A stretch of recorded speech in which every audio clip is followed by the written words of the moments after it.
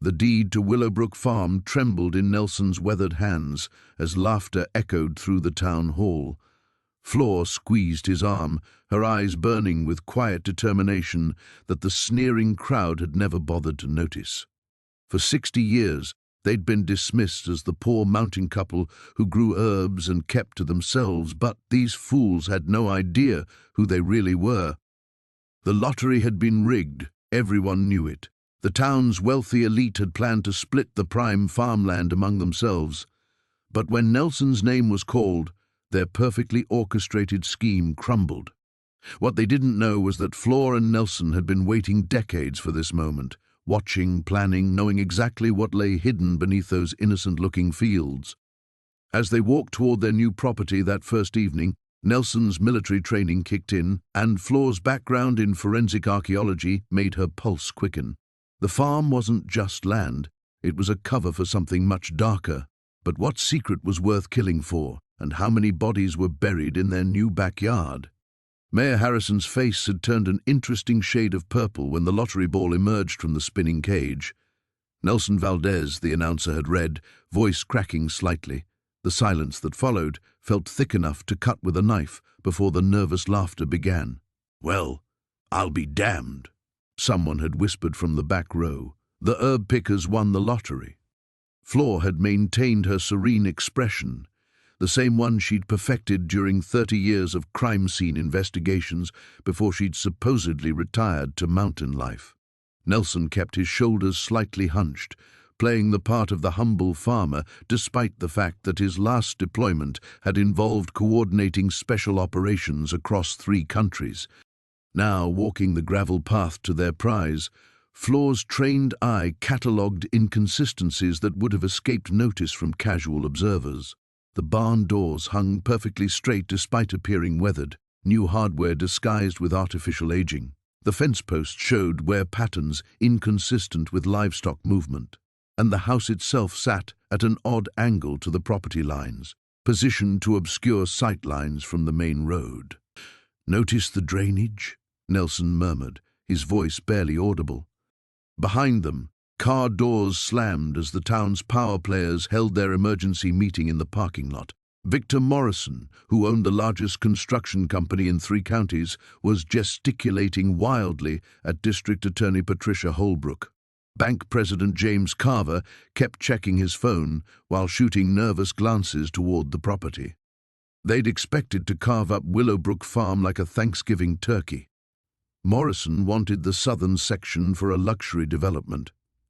Holbrook's husband planned a shopping complex on the eastern boundary. Carver had his sights set on the mineral rights for the quarry operation. His brother ran 2 towns over. Instead, they'd handed the entire prize to the 2 people in town they'd worked hardest to ignore. The farmhouse key turned easily in the lock, another small detail that seemed wrong. Abandoned properties developed stubborn hardware, but this door opened smooth as silk. Inside, dust motes danced in the fading daylight, but the floorboards didn't creak with the usual complaints of age. Flor ran her fingers along the doorframe, feeling for the slight variations in wood grain that indicated hidden modifications. "This place has been maintained," she said, "recently." Nelson moved through the front room with the measured pace of someone clearing hostile territory. His eyes tracked electrical outlets positioned in unusual locations, baseboards that sat slightly proud of the walls, and a stone fireplace whose mortar showed signs of repeated removal and replacement. "Kitchen's got new plumbing," he called softly, disguised to look old, but the connections are modern.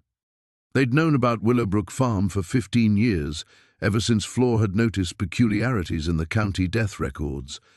Too many heart attacks among former farm employees, too many accidents among people who'd asked questions about the property's history, and far too many missing persons reports that seemed to cluster around years when the farm changed ownership. The lottery had provided the perfect opportunity. Nelson's carefully cultivated reputation as a simple mountain man who grew medicinal herbs had made him an ideal candidate for their long game. Nobody questioned why he bought lottery tickets every month, or why he always seemed to know exactly which numbers to choose. Outside, Gravel crunched under tires as the emergency meeting broke up. Car engines started, but instead of driving away, the vehicles positioned themselves along the road leading back to town. They were setting up a perimeter. Flor and Nelson exchanged glances. Their neighbors weren't just angry about losing the lottery. They were scared. Scared enough to risk exposure by mounting surveillance on the new owners, which meant whatever was hidden at Willowbrook Farm was valuable enough to kill for and dangerous enough that letting the wrong people discover it would destroy more than just the property. The real investigation was about to begin. The laughter echoed through the valley long after Flor and Nelson had disappeared into their ramshackle cabin. Carmen Vega stood on her porch, arms crossed, watching the smoke curl from their chimney with the kind of bitter satisfaction that comes from witnessing cosmic injustice. 27 years she'd lived in these mountains, watching the Herrera family accumulate wealth and power while families like hers scraped by on subsistence farming and seasonal work. "Idiots don't even know what they've gotten themselves into," she muttered, spitting into the dust. Her husband, Miguel, emerged from their barn, wiping grease from his hands with a stained rag. "You're still going on about the lottery?" "Something's not right about it." Carmen's weathered fingers drummed against the porch railing. "Alejandro Herrera doesn't give away anything without getting something bigger in return. Mark my words." Miguel had learned not to argue when Carmen's intuition kicked in. She'd predicted the flood of '98 3 days before the creek jumped its banks. She'd known Old Man Torres was stealing from the church collection before anyone caught him red-handed. Her gift for sensing trouble had kept their family fed and safe through decades of mountain living. Down the valley road, other neighbors gathered in clusters, their voices carrying on the thin mountain air. The lottery win had become the only topic of conversation, displacing discussions of weather and crops and the usual gossip that sustained their small community. "They'll lose it within a year," predicted Rosa Martinez, bouncing her youngest child on her hip. "People like that don't know how to handle property. They'll probably sell it back to the Herreras for half what it's worth." But Carmen wasn't so sure. She'd seen the look in Nelson's eyes when Alejandro made the announcement. Not greed or excitement, but something deeper. Recognition, maybe. Or fear. 3 miles away, in the main house overlooking the gifted property, Alejandro Herrera stood at his study window with a crystal tumbler of imported whiskey. The setting sun painted the mountains blood orange, and somewhere in that vast landscape, his carefully laid plans were finally in motion. His phone buzzed. A text message from a number he recognized but had hoped never to see again. "It's time. They know about the chambers." Alejandro's grip tightened on the glass. After 15 years of careful planning, of building trust and influence in the community, of positioning himself as the benevolent patron of this forgotten corner of the world, everything was accelerating beyond his control. He typed back quickly, "Not yet. Give them time to settle in." The response came immediately. "Time is a luxury we no longer have. The documentation surfaces in 6 days." Alejandro closed his eyes, feeling the weight of decades pressing down on him. The farm he'd just gifted away had been in his family for 3 generations, but its true value had nothing to do with acreage or soil quality. Beneath the weathered floorboards of the old farmhouse lay secrets that could topple governments and destroy lives, secrets that were becoming increasingly difficult to contain. His grandfather had built those hidden chambers during the war, when men with briefcases and foreign accents had come seeking sanctuary in the remote mountains. What they'd left behind was supposed to have been retrieved decades ago, but plans had changed, people had died, and the knowledge of what lay buried had passed down through whispered family stories and coded documents. Now someone else knew, someone with enough influence to force his hand, to make him give away the property to people naive enough to stumble into a conspiracy they couldn't possibly understand. Alejandro walked to his safe, spinning the combination with practiced ease. Inside, beneath stacks of legal documents and property deeds, lay a yellowed manila envelope sealed with wax. He'd hoped never to open it, but circumstances were spiraling beyond his careful orchestration. The wax cracked as he broke the seal. Inside were photographs, maps, and a single typed page with instructions written in 3 languages. At the bottom, a signature he recognized from history books and a date that made his blood run cold. His phone rang. The caller ID showed only a series of numbers that traced to no location on any map. "Senor Herrera," the voice was precise, accented with something European. "I trust you understand the urgency of our situation. The transfer is complete. They'll find the chambers eventually. See that they find them quickly, and see that they understand what's at stake. The documentation cannot surface. Too many people have died protecting these secrets." The line went dead.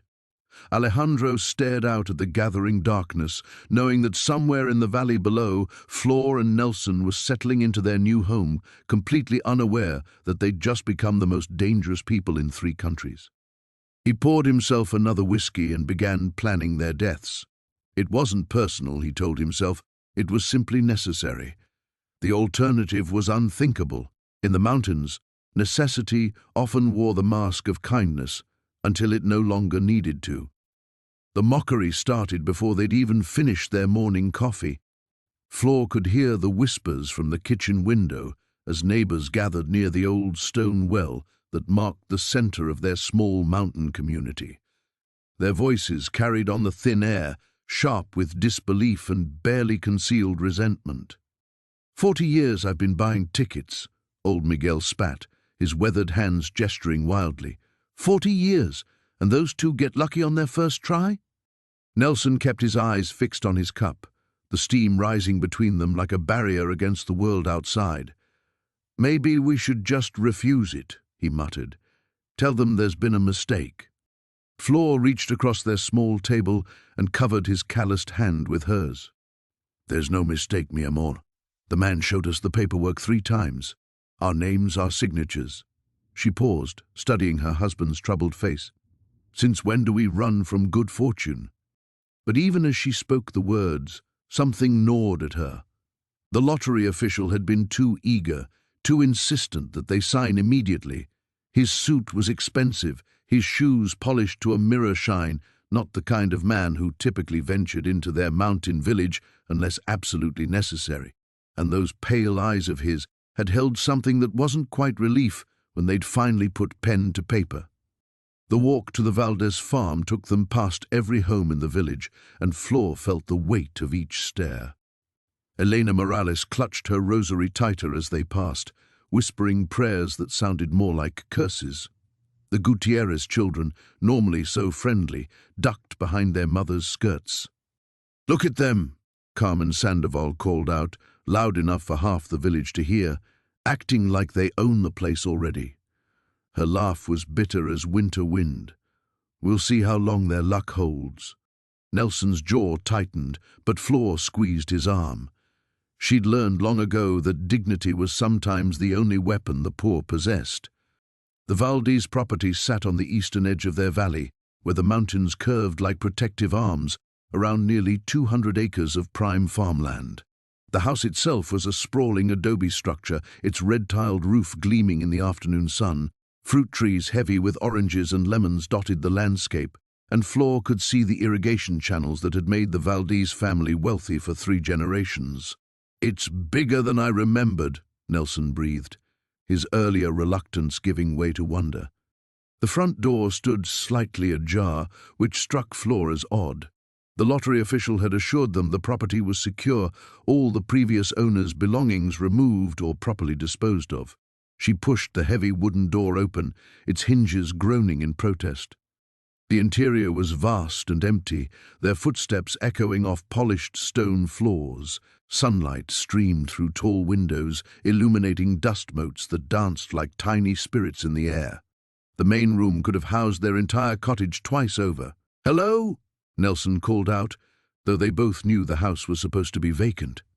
No response came, but as they moved deeper into the house, Flor noticed something that made her pause. The dust patterns on the floor weren't uniform. While most surfaces showed the accumulated grime of abandonment, there were clear paths through certain areas, as if someone had been walking regular routes through the empty rooms. In what had once been the kitchen, Nelson discovered the first anomaly. "Flor, come look at this!" She found him crouched beside what appeared to be a section of floor tiles that didn't quite align with the rest. The grout was a slightly different color, newer, and when Nelson pressed against one corner, it gave slightly under pressure. "It's loose," he said, working his fingers around the edges of a tile, like it was recently removed and replaced. Before Flor could respond, they heard it, a sound that seemed to come from beneath their feet. Not quite footsteps, but a rhythmic creaking, like someone moving carefully across wooden floors in the space below. They froze, listening intently. The sound came again, definitely from underneath the kitchen, followed by what might have been a door closing. "The Valdez house doesn't have a basement," Flor whispered, though even as she said it, she realized how little they actually knew about the property. The family had been intensely private, rarely mingling with the village common folk. Nelson was already prying at the loose tiles with his pocket knife. The first one came up easily, revealing not the solid earth foundation they expected, but a dark opening, and the top rungs of a wooden ladder descending into shadows. A cool draft rose from the hidden space below, carrying with it the scent of something that made Flor's stomach turn. Not decay exactly, but something chemical and sharp. And underneath that, barely perceptible, the smell of fierce sweat and unwashed bodies. "We should go," she whispered, but her husband was already swinging his legs over the opening, his curiosity overriding his caution. "Just a quick look," he promised, disappearing into the darkness below. The morning sun cast long shadows across the farmhouse porch as Flor swept away the debris from yesterday's exploration. Each stroke of the broom revealed more scratches in the weathered wood, as if the house itself bore scars from whatever had transpired within its walls. Nelson emerged from the kitchen carrying 2 steaming cups of coffee, his face still creased with the worry lines that had appeared overnight. "I've been thinking about what we found down there," he said, settling into the rickety chair beside her. "Those papers, the photographs. Someone went to great lengths to hide them." Flor paused her sweeping, leaning against the broom handle. "The question is whether they were hiding them from us, or for us." She took a sip of coffee, welcoming the bitter warmth. "Why would someone rig a lottery just to get us this property? We're nobody special." Before Nelson could respond, the sound of approaching vehicles drew their attention to the dirt road winding up the mountainside. 3 trucks kicked up clouds of dust as they climbed toward the farmhouse, moving with more purpose than casual visitors. Flor recognized the lead vehicle immediately, Mayor Castillo's pristine white pickup, followed by 2 others she didn't recognize. "Trouble," Nelson muttered, rising from his chair. The trucks came to a halt in the farmyard, engines ticking as they cooled. Mayor Castillo stepped out first, his usual politician's smile notably absent.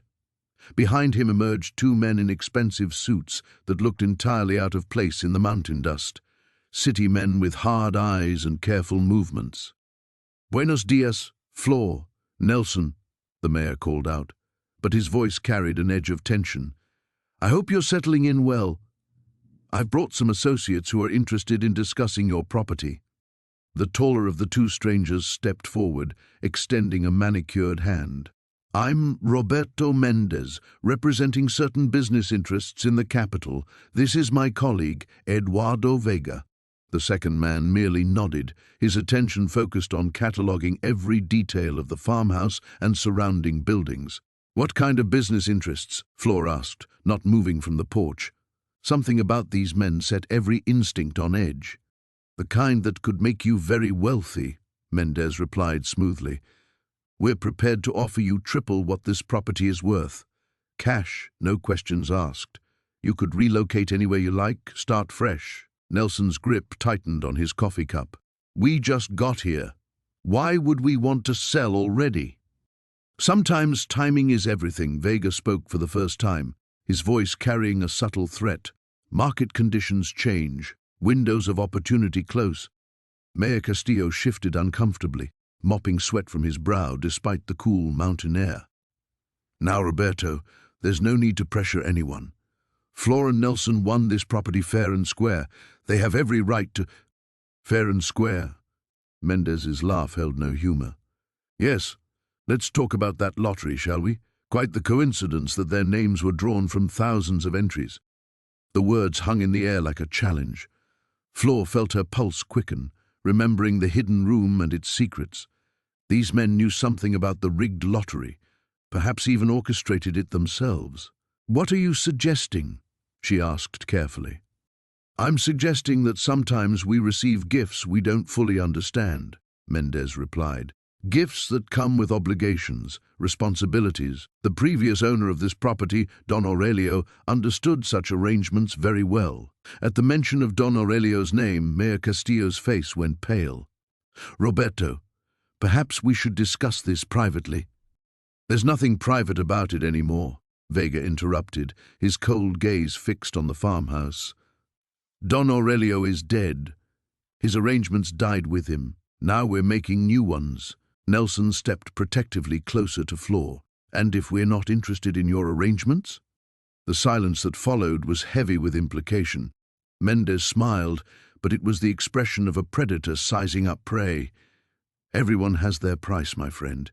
Some people just need time to discover what it is." "I think you should leave," Flor said firmly. "We're not selling." Of course, Mendez nodded agreeably, but his eyes remained hard.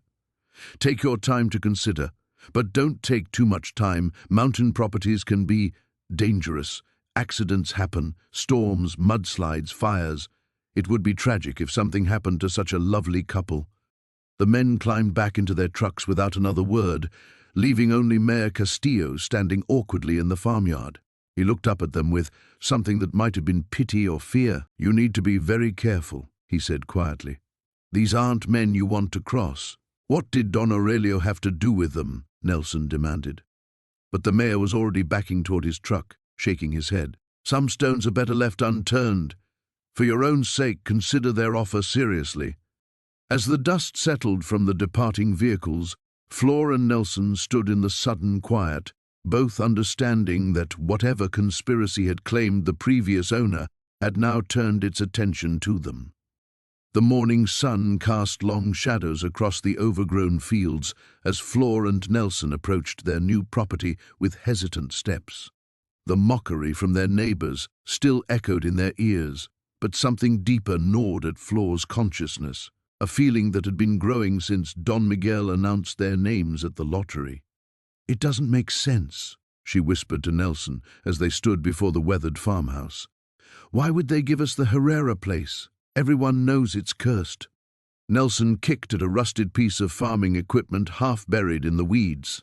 "Maybe that's exactly why. Nobody else wanted it." But his voice lacked conviction. He'd heard the stories too, how 3 families had tried to work this land over the past decade, all abandoning it within months, whispering about strange sounds and unexplained accidents. The farmhouse loomed before them, its adobe walls cracked and stained by years of mountain weather. Wooden shutters hung askew, and the red tile roof bore gaps like missing teeth. Yet beneath the neglect, Flor could see the bones of what had once been a prosperous home. They climbed the creaking front steps, Nelson producing the heavy iron key Don Miguel had handed them with that strange smile. The lock turned with surprising ease, and the door swung open to reveal a main room thick with dust and shadows. "Hello?" Flor called out, feeling foolish but unable to shake the sensation that they weren't alone. Her voice echoed strangely, as if the house were larger than it appeared from outside. They moved through the rooms methodically. A kitchen with a massive stone fireplace, 2 bedrooms with small windows that filtered the sunlight into weak golden streams, and a back room that might have served as storage. Everything felt ordinary yet wrong, like a familiar song played in a minor key. It was Nelson who noticed the inconsistency. He stood in the main room, arms outstretched, pacing from wall to wall. "Flor, come here. Something's not right." She joined him as he repeated his measurement, counting his steps. From the outside, this house looked bigger, much bigger. But inside, he gestured around the sparse rooms. "We're missing space, a lot of space." Flor felt her pulse quicken. "What do you mean?" I mean, there should be more house. The back wall. He strode to the rear of the main room and pressed his palms against the adobe. This should be an exterior wall based on what we saw outside, but listen. He rapped his knuckles against the surface. The sound was hollow. They exchanged glances before Nelson began running his hands along the wall, searching for any irregularity. Near the corner, his fingers found a section where the mortar seemed newer than the rest. He pressed, and to their amazement, a section of the wall shifted inward with a grinding sound of stone against stone. Dios mío! Flor breathed as cool air rushed out from the opening, carrying with it the scent of earth and something else, something chemical and sharp that made her nose wrinkle. Nelson found a flashlight in his tool bag and shone it into the darkness beyond. The beam revealed a narrow corridor extending deeper into the house than should have been possible. The walls were lined with rough stone, and the floor was worn smooth as if by years of foot traffic. "We should leave," Flor whispered, but even as she said it, she knew they wouldn't. They had to know what lay hidden in their new home. They entered the passage together, Nelson leading with the flashlight. The corridor stretched for perhaps 20 feet before opening into a larger chamber. The beam of light swept across the space, revealing something that made them both freeze. The room was filled with tables, long metal surfaces that gleamed dully in the flashlight's glow. Strange equipment lined the walls, some of it looking medical, some of it unidentifiable. Glass containers of various sizes sat on shelves, filled with liquids that seemed to shift and swirl in the moving light. But it was the smell that made Flor's stomach turn, that chemical sharpness mixed with something organic and wrong. She pressed her hand to her mouth as Nelson moved the light across what appeared to be a laboratory of some kind. "What is this place?" she managed to whisper. Nelson's light found a bulletin board covered with papers, photographs, and what looked like maps. He moved closer, and Flor reluctantly followed. The photographs showed people, familiar faces from their mountain community. She recognized Maria Elena from the market, old Señor Vasquez, who sold vegetables from his cart, even Father Roberto from their church. Each photograph was marked with dates, times, and notes, written in cramped handwriting.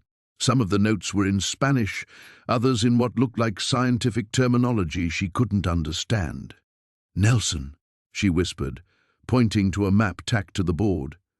It showed their mountain town in detail, with specific houses marked in red ink. Their old house was circled, along with perhaps a dozen others. The flashlight beam moved to illuminate a ledger book lying open on the nearest table. The pages were filled with names, dates, and numbers. Nelson leaned closer, running his finger down the entries until he found what made his blood run cold. Their names were there, listed with yesterday's date and a notation that simply read, "Subjects acquired. Phase 3 authorized." The morning sun cast long shadows across the farmhouse porch as Flor sat with her coffee, watching Nelson pace the yard like a caged animal. 3 days had passed since they'd found the chamber, and neither had slept properly. Every creak of the old house made them jump. Every distant sound from the woods beyond sent Nelson reaching for the shotgun he now kept propped against the kitchen door. "We should tell someone," Flor said for the dozenth time, her voice barely above a whisper despite their isolation. Nelson stopped pacing and turned toward her, his face haggard. "Tell them what exactly? That we found some old papers and photographs in a secret room? That we think our lottery win wasn't random?" He laughed bitterly. "They already think we're lucky fools. Now they'll think we're paranoid fools." The sound of an approaching vehicle made them both freeze. Through the morning mist, a black pickup truck emerged from the tree line, moving slowly up their winding drive. Flor recognized it immediately. Miguel Santos, the previous farm owner, the man who had supposedly been so eager to sell that he'd donated the property to the town lottery. "What's he want?" Nelson muttered, his hand instinctively moving toward the shotgun. Miguel climbed out of his truck with the careful movements of a man carrying invisible weight. He was younger than Flor had expected, maybe 50, with prematurely grey hair and eyes that seemed to hold secrets. He approached the porch with his hat in his hands, the picture of respectful humility, but something in his posture suggested coiled tension. "Señor Santos," Flor called out, rising from her chair. "What brings you here?" "Buenos dias, Señora Flor, Señor Nelson." Miguel's voice was steady, but his eyes kept darting toward the house. "I hope you don't mind the early visit. I wanted to check on how you're settling in. This place, it can be overwhelming for newcomers." Nelson stepped closer to Flor, crossing his arms. "We're managing just fine. Though I'm curious why you were so eager to give up such valuable property. Seems like a strange business decision." Miguel's jaw tightened almost imperceptibly. "Sometimes a man needs to make difficult choices. My family, we had our reasons for leaving." He paused, studying their faces. "I trust you haven't had any unusual experiences? This old house, it holds many memories. Sometimes new owners find things that raise questions." The words hung in the air like a challenge. Flor felt her heart rate quicken, but Nelson's expression remained carefully neutral. "What kind of things?" Nelson asked. "Old documents, photographs, items left behind by previous owners." Miguel's gaze fixed on Nelson. "Things that might seem important but are really just historical curiosities. Nothing that should concern decent people trying to build a new life." Flor exchanged a quick glance with Nelson. Miguel knew. Somehow, he knew they'd found the chamber. "That's quite specific," Nelson said slowly. "Almost like you're expecting us to find something." Miguel stepped closer, and for the first time, his composed facade cracked slightly. "Listen to me carefully. This land, this house, they're beautiful, yes? Good soil, good water, good views. But some things are better left undisturbed. Some knowledge is dangerous, especially for people who don't understand the full picture." "What full picture?" Flor demanded, surprising herself with her boldness. Miguel looked at her for a long moment, seeming to weigh his words. 20 years ago, there was a mining survey done in these mountains. Official government business. They found things, valuable things, beneath several properties in our area. The survey was classified, the results buried, but certain people, influential people, they remembered. The pieces began clicking together in Flor's mind with sickening clarity. The lottery wasn't random. The lottery, Miguel said quietly, was designed to move specific families onto specific properties. Families who could be controlled. Families who wouldn't ask questions when the mining operations begin. He gestured toward the mountains around them. "Every lottery winner, every property, it's all connected. You're not lucky farmers, you're unwitting caretakers." Nelson's face had gone pale. "Caretakers for copper, lithium, maybe other minerals. Enough to make certain people very wealthy and to destroy these mountains forever." Miguel's voice carried deep sadness. "They offered me money to stay quiet, to play along. When I refused, they found other ways to convince me to leave." "What kind of ways?" Flor asked, though she dreaded the answer. Miguel pulled up his sleeve, revealing a jagged scar running from wrist to elbow. "Accidents happen to people who don't cooperate, especially to people they love." The implications crashed over Flor like a cold wave. Their lottery win hadn't been luck, it had been selection. They were pawns in someone else's game, placed here for a purpose they were only beginning to understand. "What do we do?" she whispered. Miguel replaced his hat, his expression grim. "If you're smart, you disappear tonight, before they realize you know too much."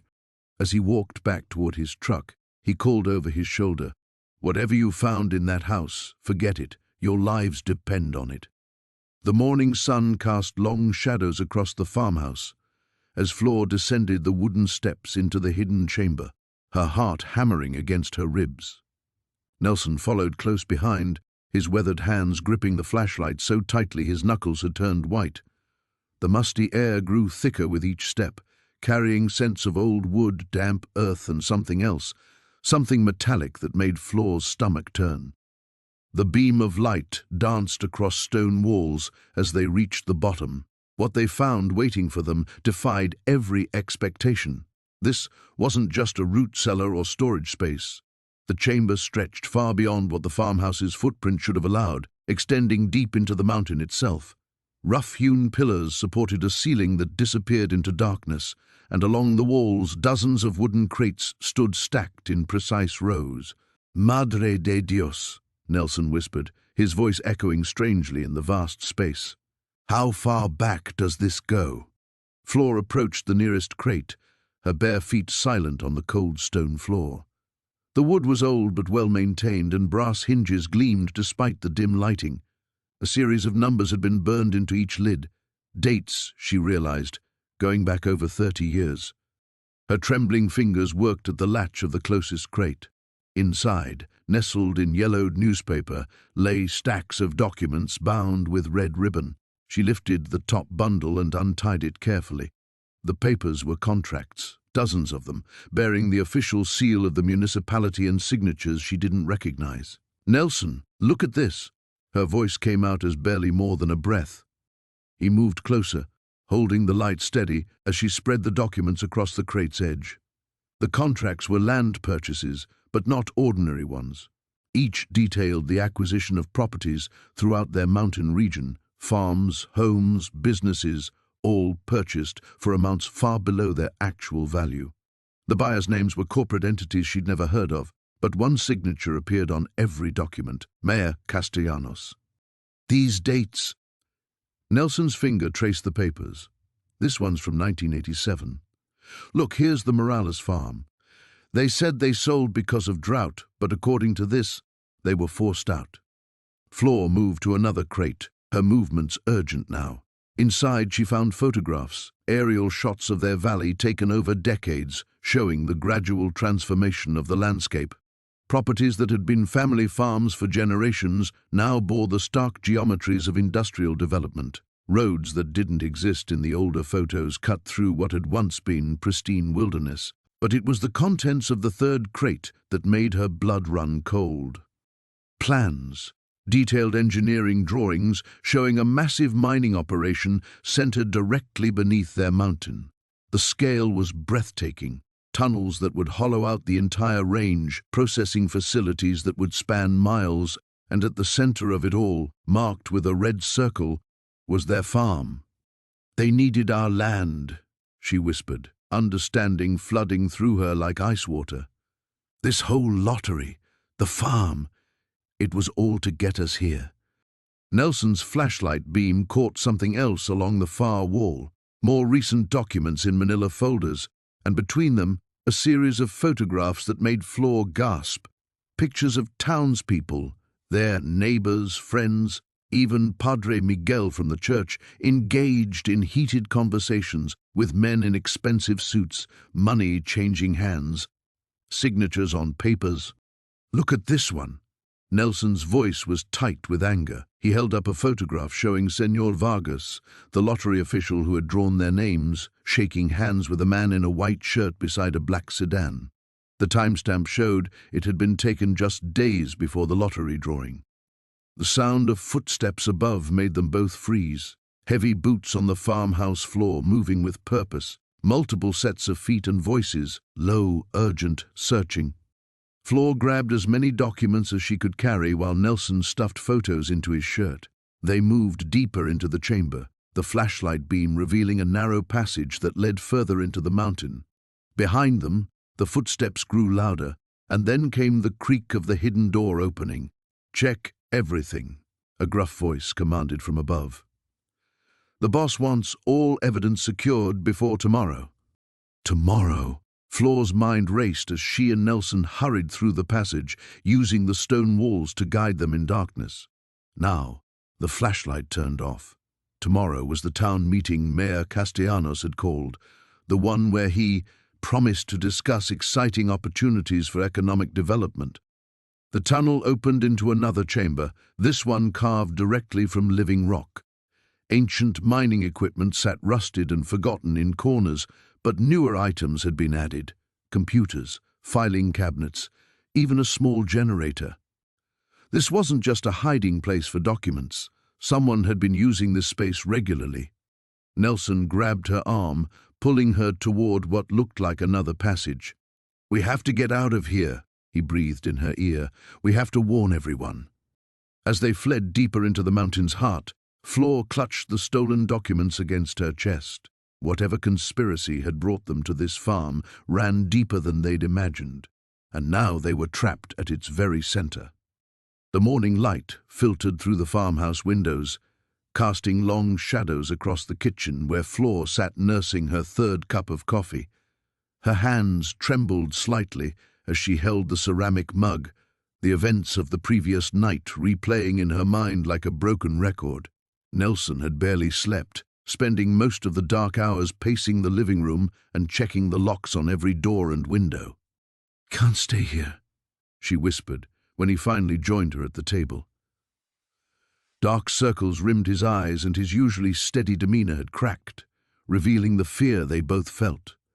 Nelson reached across the worn wooden surface and covered her hand with his. "Where would we go? This is ours now, for better or worse."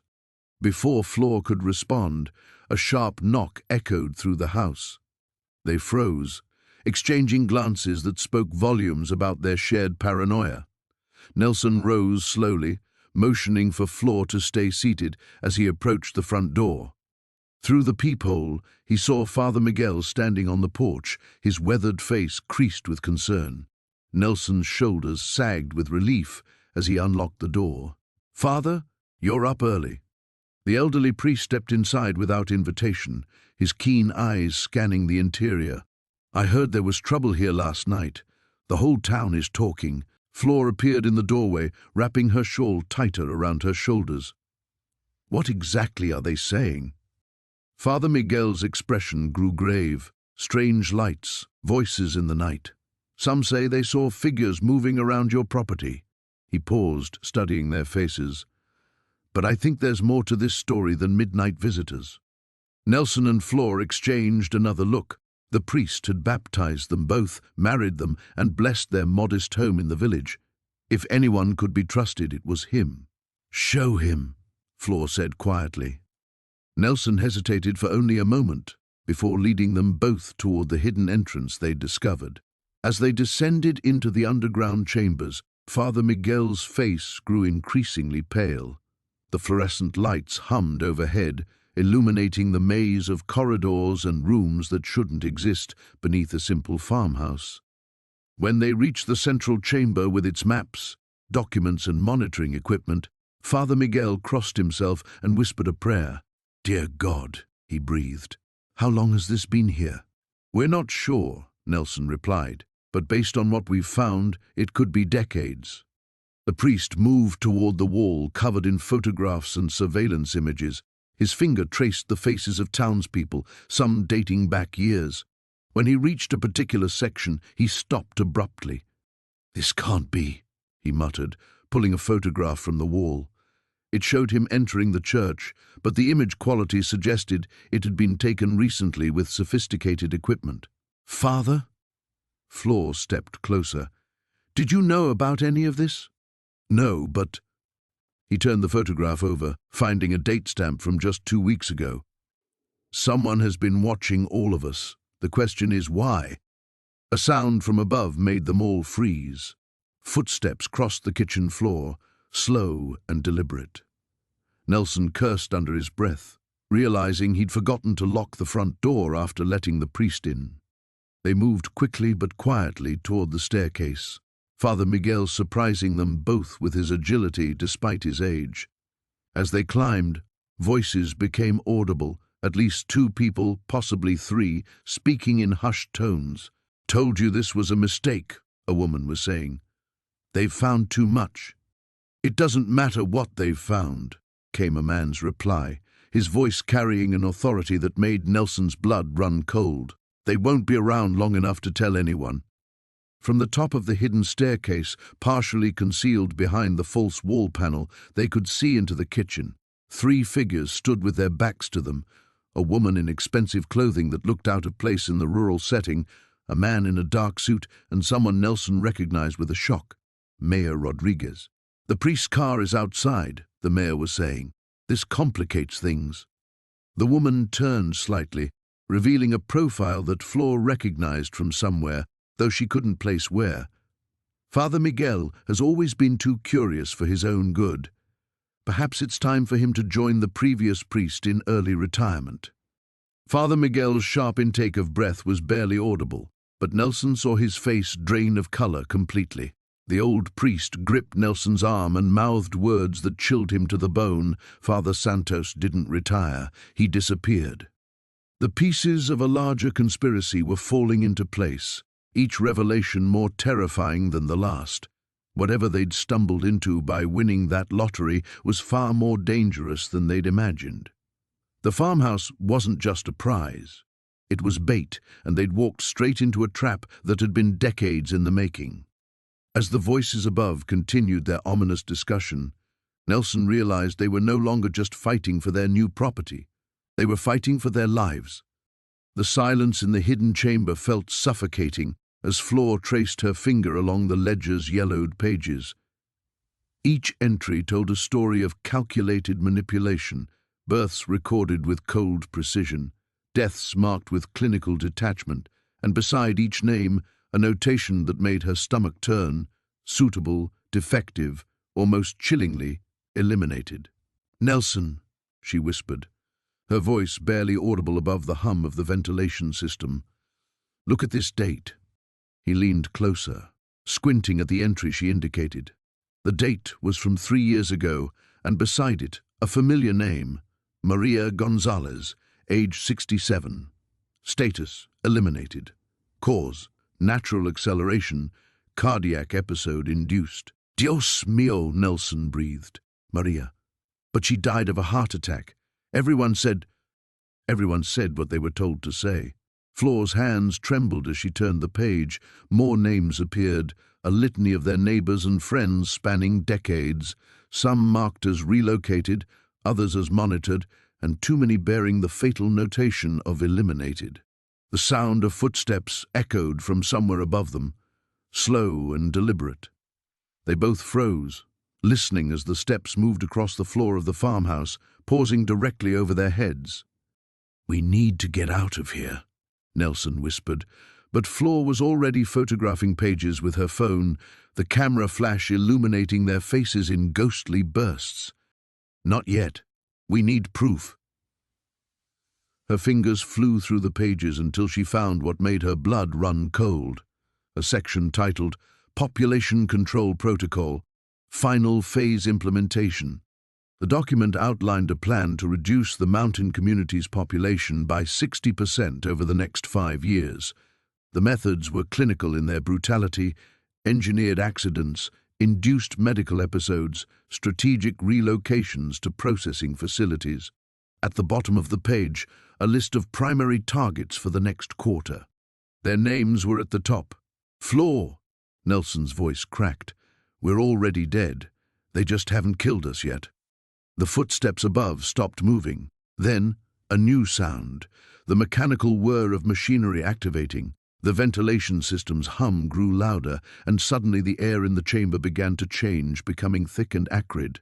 "Gas," Flor gasped, grabbing Nelson's arm. "They know we're here." They stumbled toward the passage they'd entered through, but the hidden door had sealed itself shut. No handle, no mechanism, just smooth wall. Panic clawed at Flor's throat as she pressed against the surface, searching desperately for any way to open it. The acrid smell grew stronger. Nelson was already coughing, his eyes watering. "There," he wheezed, pointing to another passage at the far end of the chamber.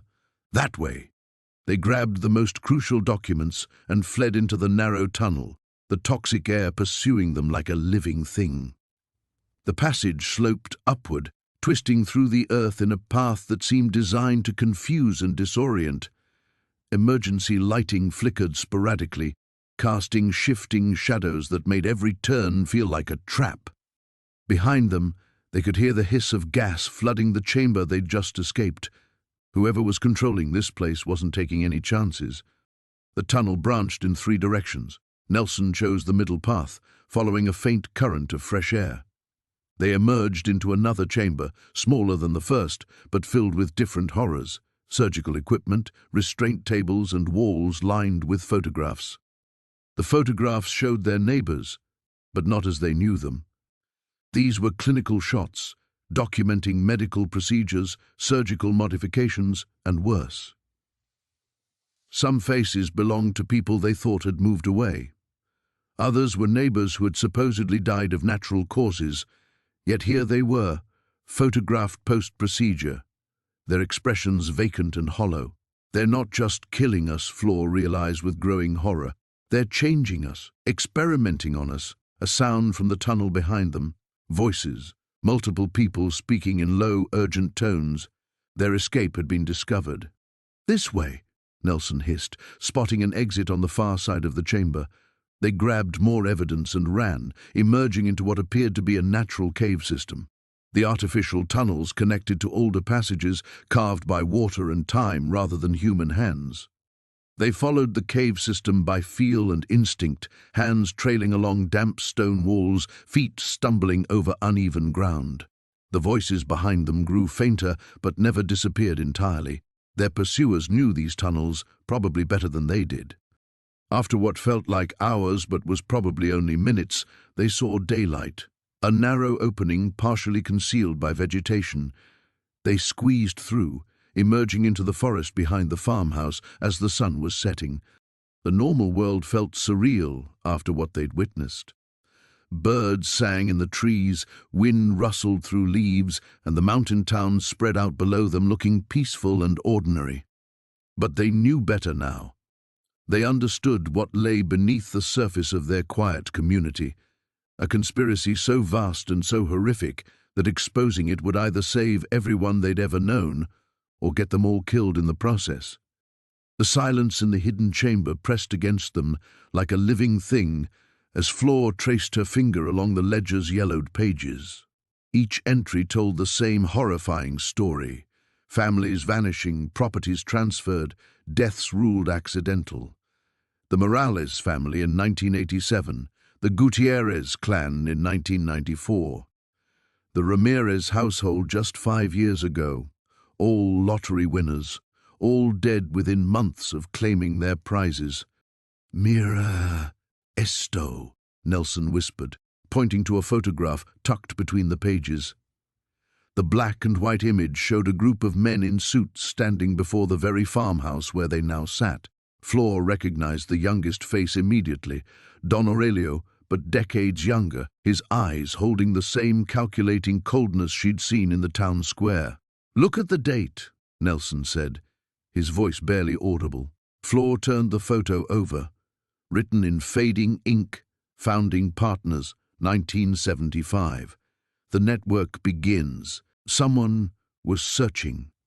Flor's mind raced as she remembered the open cellar door they'd left behind in their haste.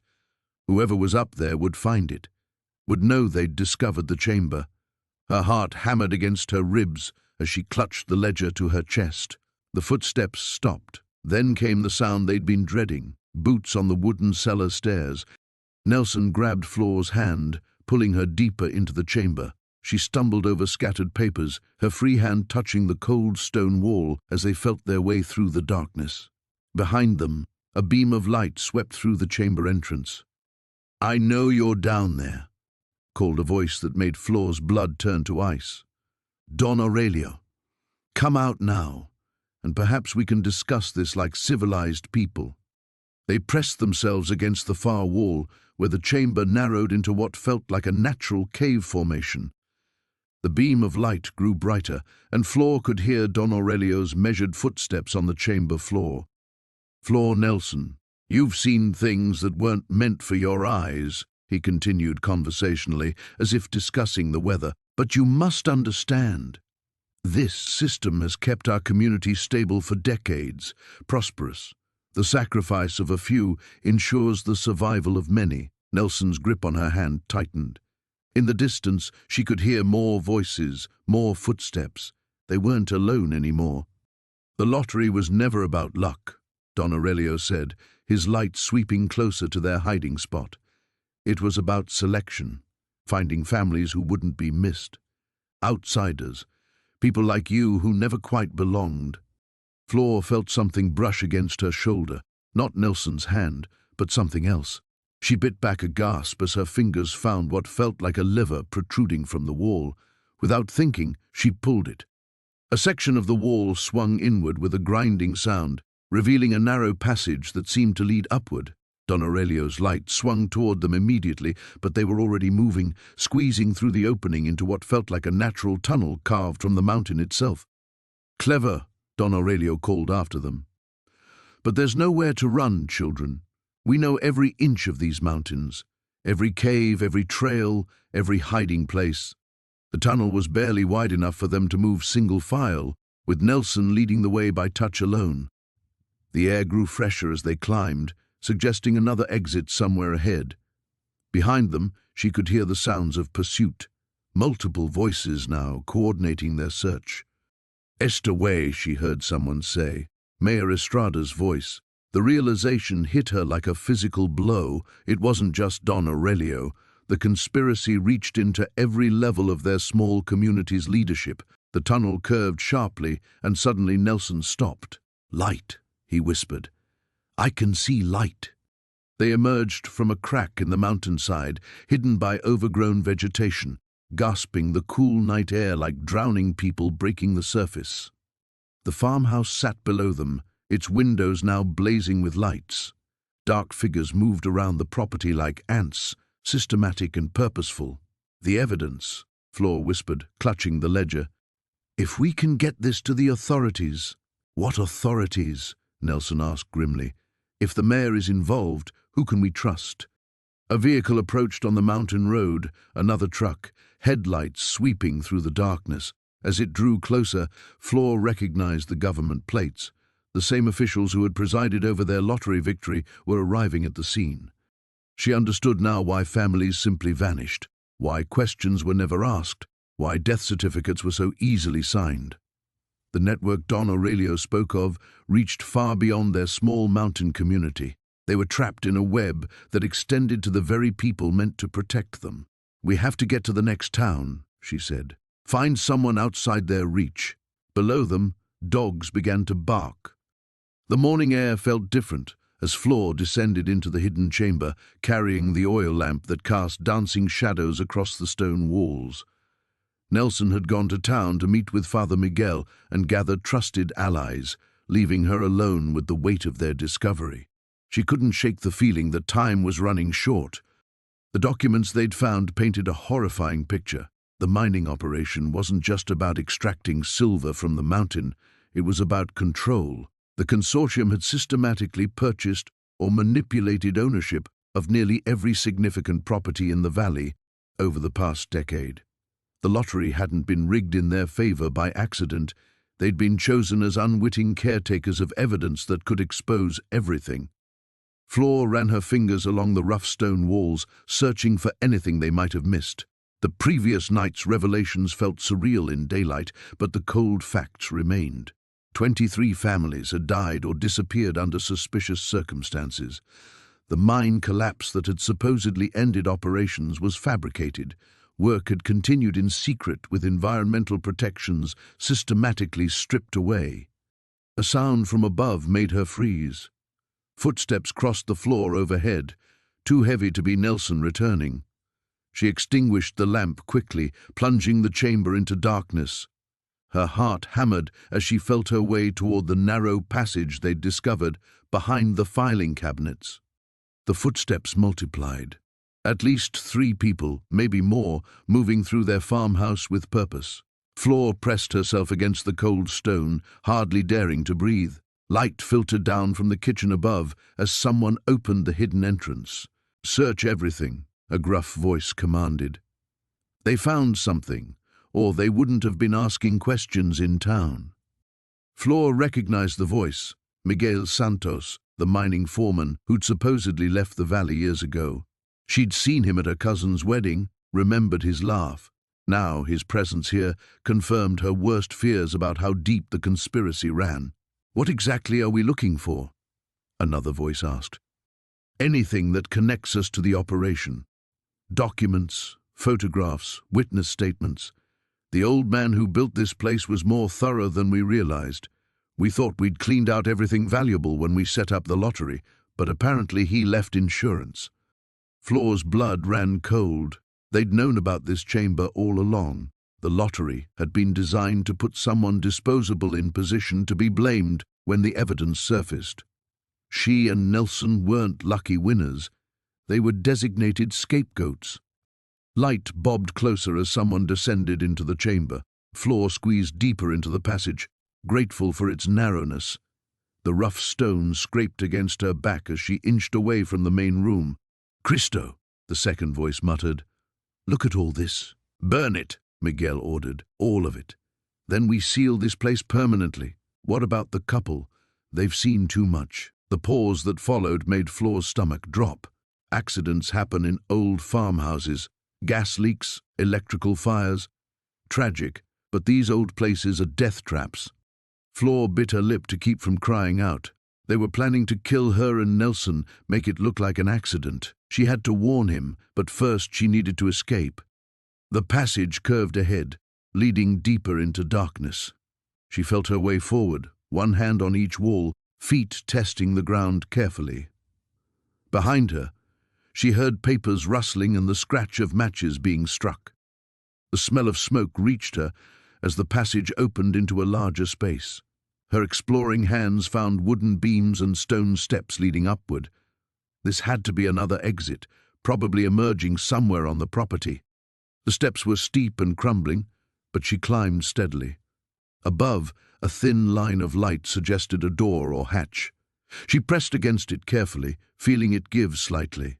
Fresh air leaked through the gap. The exit opened behind a cluster of wild berry bushes near the property's eastern boundary. Floor emerged into blinding sunlight, dirt and cobwebs clinging to her clothes. Smoke was already rising from their farmhouse. She ran toward the road, her mind racing. Nelson would return from town soon, walking directly into a trap. The men would be watching for him, ready to complete their plan. She had to reach him first. The path to town wound through dense forest, offering cover but slowing her progress. Her lungs burned as she pushed herself faster than she'd ever moved. Every shadow could hide an enemy, every sound might signal pursuit. When she finally spotted Nelson walking up the mountain road with Father Miguel and two other men, relief nearly buckled her knees. She called out, waving frantically, "Nelson, don't go to the house." The group stopped, confusion evident on their faces. Floor stumbled toward them, gasping for breath. "They're burning everything," she managed. "Miguel Santos, he's alive, he's there now.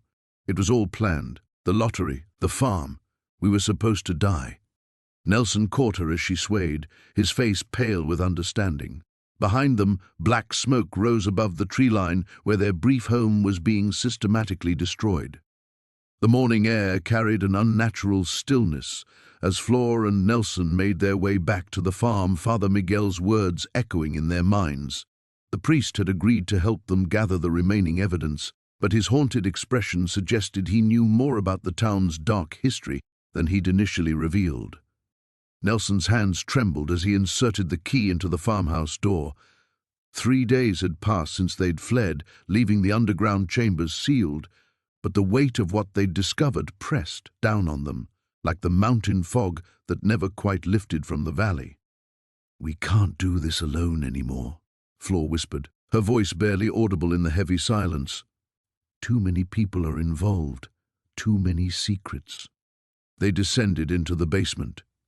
The familiar musty smell now tinged with something else, fear that had soaked into the very walls. Nelson's flashlight beam cut through the darkness, revealing the hidden entrance they'd left partially open in their hasty retreat. The underground chamber felt different now, as if their absence had allowed something malevolent to settle in the shadows. Father Miguel followed close behind, his breathing shallow as they approached the filing cabinets that held decades of carefully documented crimes. "Dear God," the priest murmured as Nelson illuminated the first set of documents. Names, dates, amounts, all meticulously recorded. The lottery had indeed been rigged, but it was only the surface of something far more sinister. Floor pulled out a thick folder marked with the current year. Inside, photographs fell to the floor like scattered leaves. Images of the town's children, some she recognized from the school, others who had supposedly moved away with their families over the past few months. "These children," she said, her voice cracking. "Maria Santos told me her nephew went to live with relatives in the city, but look." She held up a photograph showing the boy in what appeared to be some kind of medical facility, tubes and wires attached to his small body. Father Miguel's face drained of color. "I performed last rites for 3 families this year who claimed their children died in accidents in neighboring towns. But the bodies, we never saw the bodies." Nelson was examining another cabinet, this one locked with a combination mechanism. Using a crowbar they'd brought from the house, he forced it open. Inside, vials of clear liquid lined the shelves like a pharmacist's nightmare, each labeled with codes and dates. "Medical trials," Father Miguel read from a document Nelson handed him. "Experimental treatments for childhood diseases. But these aren't treatments. They're deliberately inducing illnesses." The sound of footsteps above them froze all 3 in place. Slow, deliberate steps crossing the farmhouse floor. Nelson switched off the flashlight, plunging them into absolute darkness. More footsteps. At least 3 people, maybe 4. Voices too quiet to understand, but urgent in their tone. Flor felt along the wall until she found Nelson's hand, then Father Miguel's. Together, they moved deeper into the chamber system, following a narrow passage they hadn't fully explored before. The voices above grew louder, more agitated. Someone had discovered their presence. "There's another way out," Nelson breathed into Flor's ear. "I saw it on the blueprints, a tunnel that leads to the old mine shaft." They moved carefully through the darkness, guided only by the rough stone walls and Nelson's memory of the documents they'd studied. Behind them, the beam of powerful flashlights began probing the main chamber. The tunnel narrowed, forcing them to crawl single file. Flor's knees scraped against loose rocks, and she could hear Father Miguel's labored breathing behind her. The air grew thinner, stale with the scent of old earth and something else, something organic and rotting. "Stop!" Nelson whispered urgently. Ahead, a weak shaft of daylight filtered down through what appeared to be a vertical opening, but between them and escape, the tunnel floor was scattered with small white objects that gleamed in the dim light. Bones, tiny bones that could only belong to children. Father Miguel made a sound somewhere between a sob and a prayer. "How many?" he whispered. "How many children?" The sound of pursuit grew closer behind them. Voices echoing through the tunnels now, multiple flashlight beams creating a deadly constellation in the darkness they'd left behind. "We have to move," Nelson said, though his voice betrayed his horror at what they'd discovered. "Document everything we can and get out. This is bigger than just our town. This is something that needs federal authorities." They climbed toward the light, carefully avoiding disturbing the small grave that blocked their path. The bones told a story of systematic murder spanning years, possibly decades. As they emerged into the grey morning light near the abandoned mine entrance, Flor turned back toward the farm. Smoke was rising from the farmhouse chimney. Their pursuers had made themselves at home in the place that had become both their salvation and their curse. "They know we're alive," she said quietly. "And now they know we know." Father Miguel clutched the documents they'd managed to salvage, his face grim with determination. "Then we'd better make sure the right people hear this story before it's too late." The morning sun cast long shadows across the farmhouse as Flor paced the kitchen, her bare feet silent against the worn wooden floors. 3 days had passed since their discovery in the hidden chamber, and the weight of what they'd learned pressed down on her like the mountain fog that refused to lift. Nelson sat at the table, the leather-bound ledger open before him, his finger tracing the entries they'd memorized but couldn't quite believe. "Look at this again," he whispered, though they were alone. "Mayor Castellanos, Father Miguel, Dr. Herrera, even old Mrs. Vargas from the general store, they're all listed here with payment amounts." Flor stopped pacing and leaned over his shoulder. The names stared back at her, each accompanied by dates spanning the last 15 years and sums that represented more money than most families in their village saw in a lifetime. But It was the notation in the margin that made her stomach churn. Services rendered, route maintenance and discretion. A knock at the front door made them both freeze. Nelson quickly closed the ledger and slipped it into the wooden box they'd taken from the chamber. Flor smoothed her hair and walked toward the sound, her heart hammering against her ribs. Through the window, she could see Dr. Herrera's familiar figure, his medical bag in hand and his usual kind smile in place. But now that smile looked different to her, calculated, perhaps even dangerous. "Buenos dias, Flor," he said when she opened the door. "I thought I'd check on you and Nelson. There have been some concerns in town about your health since you moved to this isolated place." "We're fine, Doctor. Thank you for your concern."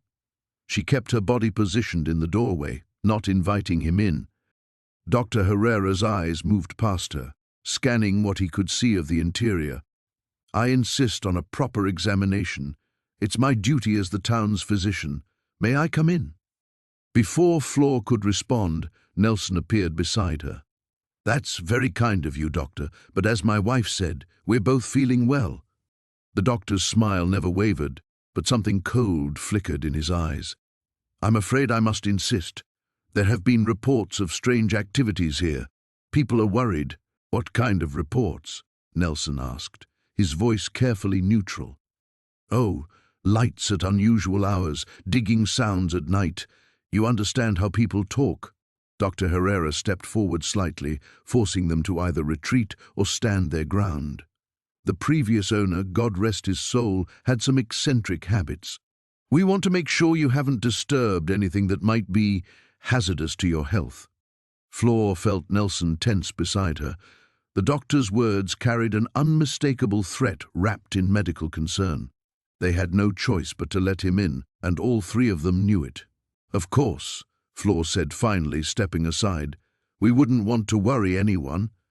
Dr. Herrera moved through the house with the familiarity of someone who had been there many times before. His eyes catalogued every detail, the furniture they'd rearranged, the rooms they'd cleaned, the areas where dust had been disturbed. When he reached the kitchen, his gaze lingered on the spot where the trap-door lay hidden beneath the rug. "You've made some changes," he observed, setting his medical bag on the table. "Found anything interesting while settling in?"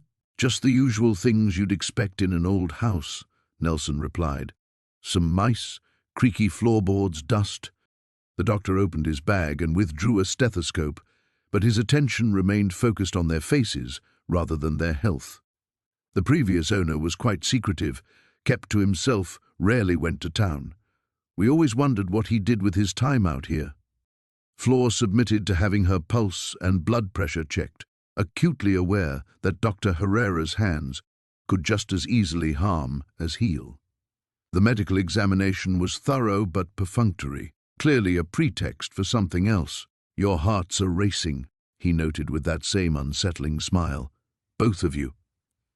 Are you sure you're not anxious about something?"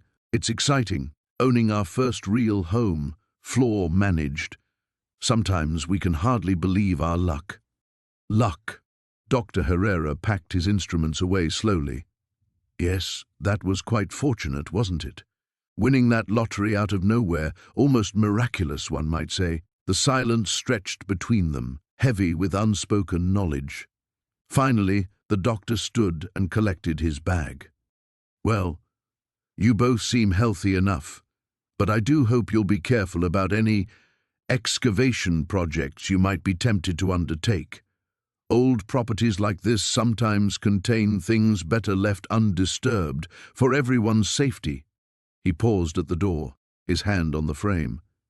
"Oh, and Flor, Nelson, if you do happen to find anything unusual, I hope you'll bring it to the proper authorities immediately. We're a close community here. We take care of each other." After he left, they watched through the window as he drove away, then immediately went to check their hiding place. The ledger was still there, but somehow the house felt violated, as if invisible eyes were now watching their every move. The emergency town meeting convened in the old church, its wooden pews creaking under the weight of frightened bodies pressed together like sardines. Flor clutched Nelson's hand as they sat in the front row, facing their neighbors who had gathered in unprecedented numbers. Even families who hadn't spoken in years sat side by side, united by the gravity of what they'd learned. Father Miguel stood at the pulpit, his weathered face grave as he called for order. The usual chatter that preceded town gatherings was replaced by an oppressive silence, broken only by the occasional nervous cough or shifting of feet. "We all know why we're here," the priest began, his voice carrying across the vaulted space. "Flor and Nelson have brought us information that affects every family in this valley." Nelson rose slowly, the manila folders in his hands feeling heavier than stone. He'd rehearsed this moment a dozen times, but facing the sea of expectant faces made his throat constrict. These weren't just neighbors anymore. They were potential victims, people whose lives hung in the balance of decisions made in distant boardrooms. "The mining company," he began, his voice stronger than he felt, "has been planning to destroy our homes for months. They rigged the lottery to put us on that property, thinking we'd be easier to manipulate than the Herreras." A murmur rippled through the crowd. Maria Herrera, sitting in the third row with her grown children, nodded grimly. Her family had farmed that land for 3 generations before mysterious debts forced them to sell. "They have contracts," Flor added, standing beside her husband. "Legal documents that show they never intended to honor the environmental protections they promised the government. They're planning to strip mine the entire valley." The room erupted in angry voices. Senora Vasquez shot to her feet, her face flushed. "My family has been here for 100 years. They can't just—" "They can," interrupted Carlos Mendoza, the town's only lawyer. His voice cut through the chaos like a blade. "I've seen their permits. They're legal, filed through a subsidiary corporation that traces back to mining interests in the capital." The weight of his words settled over the congregation like a funeral shroud. Children began to cry, sensing their parents' distress without understanding its source. Old-timers who had weathered revolutions and droughts looked suddenly frail, as if this final blow might break them entirely. "What about the government officials they mentioned in those documents?" asked Teresa Morales, the school teacher. "Surely someone in the capital would listen if we reported the corruption." Nelson and Flor exchanged a meaningful glance. They'd spent hours debating how much to reveal, knowing that some truths were too dangerous for a room full of people to bear. "The corruption goes higher than we initially thought," Nelson said carefully. "Some of the officials who would normally investigate these complaints are mentioned in the company's correspondence." Father Miguel stepped forward, his priestly authority lending weight to his words. "Then we must ask ourselves, what are we prepared to do to save our home?" The question hung in the air like incense, heavy and inescapable. Outside, thunder rumbled in the distance, and the first drops of rain began pattering against the church's tin roof. "We could organize," suggested young Pablo Herrera. "Block their access roads, protest at their offices in town, and give them an excuse to bring in security forces," Carlos countered. "These aren't local businessmen we're dealing with. The documents Flor and Nelson found show connections to people who don't hesitate to use violence." Flor felt the familiar chill that had haunted her since they'd first descended into those underground chambers. The weight of responsibility pressed down on her shoulders like a physical burden. How many times had she wished they'd never won that damned lottery? "There might be another way," she said quietly, causing the room to fall silent. "The environmental impact studies they falsified. If we could get those documents to the right journalist, someone outside the local power structure—" "And meanwhile," demanded Senora Vasquez, "we just wait and hope? Watch them bring in their machinery and tear down everything our grandparents built?" The old woman's words struck home. Around the room, faces reflected the same helpless anger, the same desperate need to act. These were people accustomed to solving problems with their hands, to facing challenges they could see and touch. Fighting shadows and corporate conspiracies felt like wrestling smoke. Nelson made his decision in that moment, though he knew Flor wouldn't approve. Tomorrow night, I'm going back to the property.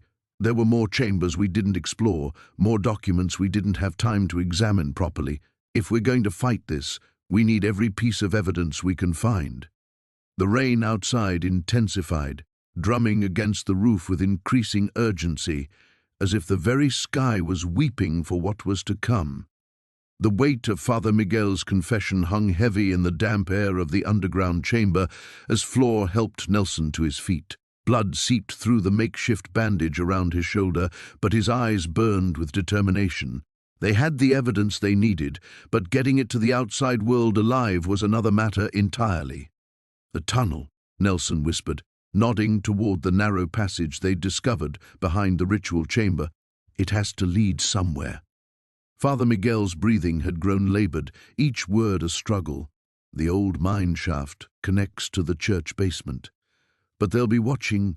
His eyes rolled back, consciousness slipping away. Flor pressed her ear to the wooden door above them, straining to hear movement in the farmhouse. Footsteps creaked across the floorboards, heavy, deliberate searching. Don Carlos's voice drifted down, muffled but unmistakably threatening as he barked orders to his men. "Check every room again." They couldn't have gone far, not with his injury. Nelson gathered the photographs and documents they'd found, stuffing them into his jacket. The evidence of the conspiracy was damning. Decades of falsified records, photographs of ritual gatherings, financial documents linking the trafficking operation to legitimate businesses throughout the region. But none of it would matter if they died in these tunnels. "We have to leave him," Nelson said quietly, looking down at the unconscious priest. Flor shook her head.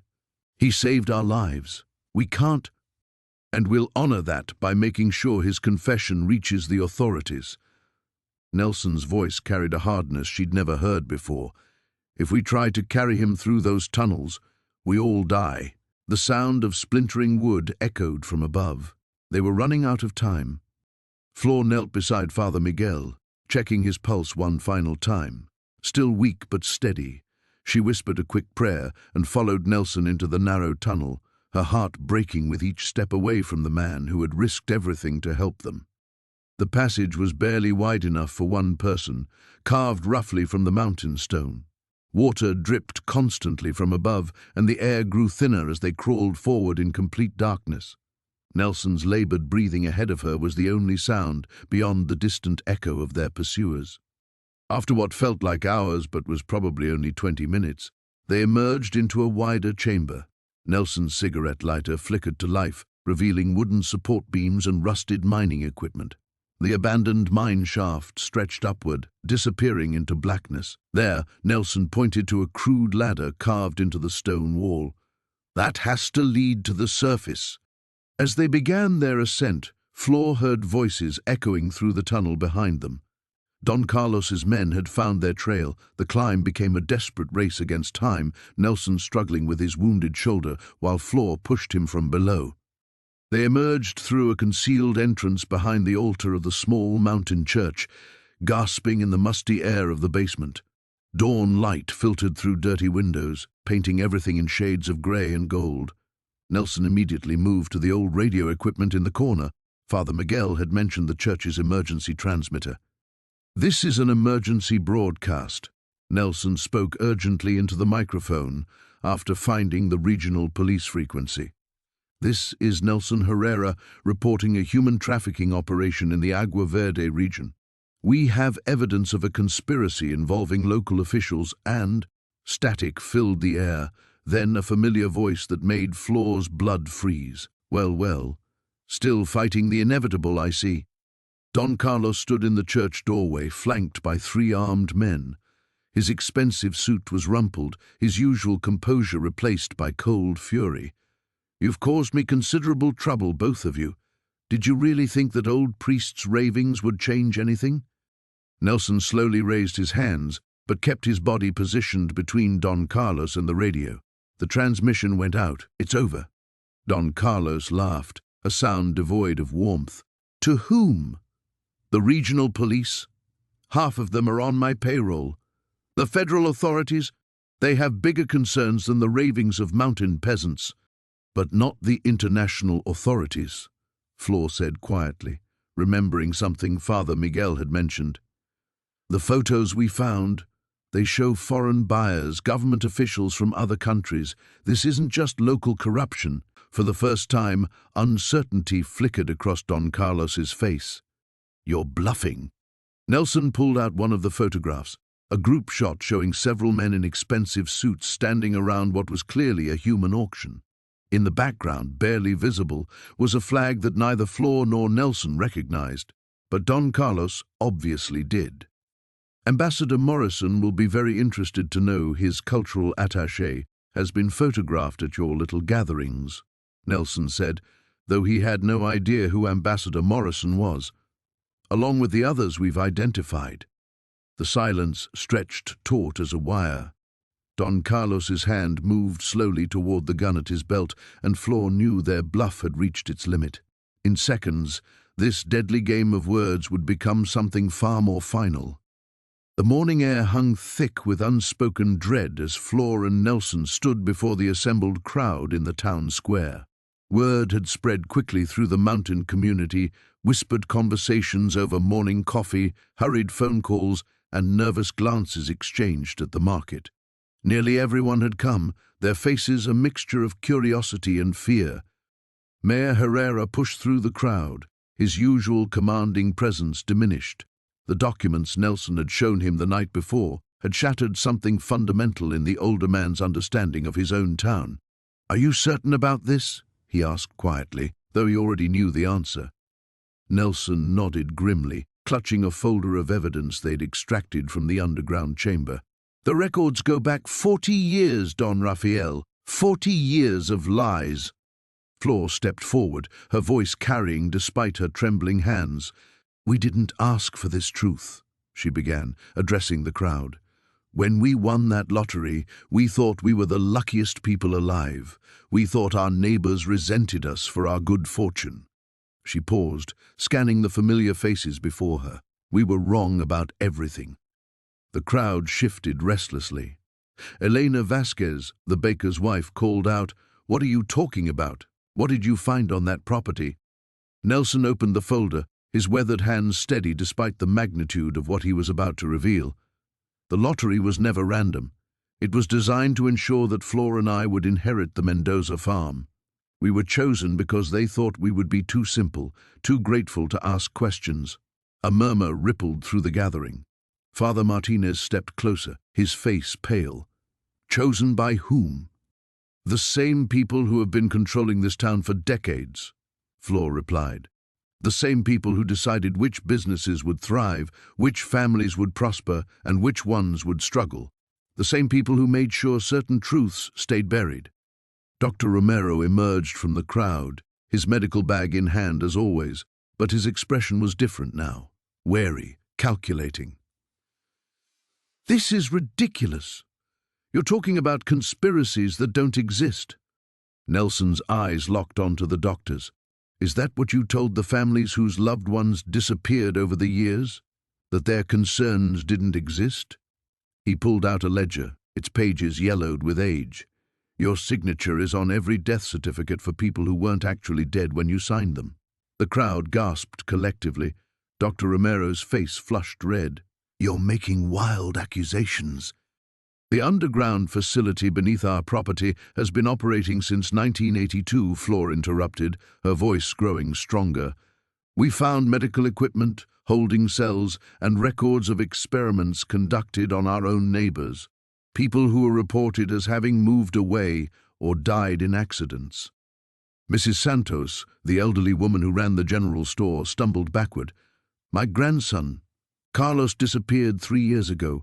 You said he went to the city." "He never left the mountain," Nelson said gently. None of them did. The revelation hit the crowd like a physical blow. Voices rose in panic and anger as people began connecting their own losses to this horrifying truth. Mayor Herrera raised his hands for quiet, but his authority had evaporated. "Who else?" demanded Carlos Mendoza, the blacksmith. "If the doctor was involved, who else knew?" Flor exchanged a meaningful look with Nelson. This was the moment they had dreaded most. The network included people in positions of trust, people we all respected. She pulled out a list of names, her hands shaking as she held it up. Judge Morales signed falsified court orders. Police Chief Valdez covered up missing person reports. Even some members of the town council. The square erupted in chaos. Accusations flew as neighbors turned on each other, trying to process which of their leaders had betrayed them. In the confusion, Flor noticed several figures attempting to slip away from the crowd, people whose names were on her list. "They're running!" she shouted, pointing toward the edge of the square. A group of younger men immediately gave chase, their anger overriding any thoughts of due process. Mayor Herrera struggled to regain control, but the social fabric of their community was unraveling before his eyes. Nelson climbed onto a wooden crate, raising his voice above the din. "This won't bring back the people we've lost, but we can make sure it never happens again. We have enough evidence to contact the federal authorities. Real justice, not the kind that's been corrupted here." As if summoned by his words, the distant sound of helicopters echoed through the mountain valley. Flor looked up at the approaching aircraft with a mixture of relief and apprehension. The outside world was finally coming to their isolated community, bringing with it the promise of justice and the certainty that their quiet mountain life would never be the same again. The truth they had uncovered beneath the farmhouse had indeed changed everything, just as they had feared it would. The old pickup truck's engine coughed to life in the pre-dawn darkness, its headlights cutting through the mountain mist as Flor gripped the steering wheel with white knuckles. In the passenger seat, Nelson clutched the leather satchel containing the evidence they'd discovered, photographs, documents, and the damning financial records that exposed the conspiracy strangling their community for decades. "The radio station in Medellin," Nelson said, his voice barely audible over the truck's rumble. "That's our only chance, if we can get this to them before—" A pair of headlights appeared in the rearview mirror, following the same winding mountain road. Flor's heart hammered as she pressed the accelerator, the truck lurching forward into the treacherous curves. Behind them, the pursuing vehicle matched their speed, its engine roaring through the valley. "They found us," she whispered. The road twisted through dense forest, each turn revealing another stretch of darkness ahead. Flor knew these mountains better than anyone, every switchback, every hidden trail, but the vehicle behind them was gaining ground, its high beams flooding their cab with harsh white light. At the next sharp curve, Flor killed the headlights and yanked the wheel hard right, sending the truck skidding onto a narrow dirt path, barely wide enough for one vehicle. Branches scraped against the windows as they bounced deeper into the forest, the truck's suspension groaning with each impact. "Where are you taking us?" Nelson asked, bracing himself against the dashboard. "The old logging road. It connects to the highway 20 kilometers down." She glanced at him. "But first, we need to make sure this evidence survives, even if we don't." They emerged into a small clearing where the skeletal remains of an abandoned logging operation stood silhouetted against the stars. Flor killed the engine and they sat in absolute silence, listening. No sound of pursuit, yet. Nelson pulled out his ancient cell phone, the screen's dim glow illuminating his weathered features. No signal. "There will be." Higher up, Flor opened the satchel and began dividing the contents. "We split everything, different routes to the city. If one of us doesn't make it, don't talk like that. We have to be realistic." She stuffed half the documents into her jacket. "These people killed Mayor Herrera, threatened our children. They won't hesitate to kill us." A distant engine sound echoed through the trees. Their pursuers had found the dirt path. Flor restarted the truck and they plunged deeper into the forest, following logging trails that hadn't been used in years. Behind them, flashlight beams swept through the darkness. The trail began climbing steeply, switchbacking up the mountainside. Halfway up, Nelson spotted something that made his blood freeze. "Flor, stop." She hit the brakes. Below them, spread across the valley like scattered fireflies, were dozens of lights, vehicles, flashlights, search parties. The entire network had mobilized. "They've surrounded the mountain," Nelson breathed. Flor studied the lights, her mind racing. Not the entire mountain. "Look, The eastern slope is dark. That's where the old mine shaft connects to the highway tunnel construction. That tunnel's been abandoned for 2 years. Exactly. They think it's impassable. She turned the truck toward an even narrower path, but I helped survey those tunnels for the environmental impact study. There's a way through. They abandoned the truck at the tunnel entrance, a gaping wound in the mountainside sealed with rusted chain-link fencing. Flor produced wire cutters from the truck's toolbox. She'd come prepared. The metal parted with sharp snaps that echoed through the tunnel mouth. Inside, their flashlight beams revealed a concrete-lined passage stretching into blackness. Water dripped steadily from the ceiling, and the air smelled of damp stone and machinery oil. Their footsteps echoed as they hurried deeper into the mountain's belly. "The junction should be just ahead," Flor said, consulting a folded map. "From there, it's 3 kilometers to the eastern exit." But when they reached the junction, their lights revealed a catastrophic tunnel collapse. Tons of rock and concrete blocked the passage, leaving only a gap near the ceiling barely large enough for one person to squeeze through. Nelson examined the opening. "I won't fit. My shoulders—" "Yes, you will. You have to." Flor grabbed his arm. "Get to Medellin. Find the radio station. Tell them everything. What about you?" "I'll find another way. Create a distraction." She pressed her half of the documents into his hands. "Go, now." Nelson looked at her for a long moment, then pulled her into a fierce embrace. 32 years, he whispered. "Best 32 years of my life." Before she could respond, he was scrambling through the gap, his grunts of effort echoing in the confined space.